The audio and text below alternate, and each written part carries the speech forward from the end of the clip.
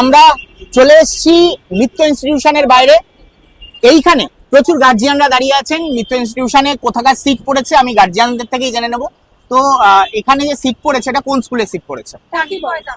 আচ্ছা, তো টাকি বয়েজের সিট পড়েছে। তো এখানে যারা দাঁড়িয়ে আছেন দেখতেই পাচ্ছেন সব হয়তো গার্জিয়ানরা সবই টাকি বয়েজের, তাই জন্য একসাথেই দাঁড়িয়ে আছেন। তো আপনাদের স্কুলের টেস্ট পরীক্ষায় কিরকম রেজাল্ট এসেছিল স্টুডেন্টদের? ভালো এসেছিল। তো আশা করা যায় যে এবার আরো বেটার হবে। টেস্টে যা এসছে তার থেকে বেটারই হয় সবসময়, আমরা মেন্সে দেখে এসেছি।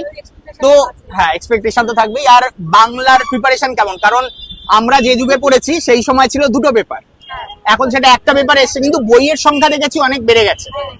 তো এখন একটা মানে উপন্যাসও থাকে একটা, তার সাথে পড়ার বই, তার সাথে ব্যাকরণ।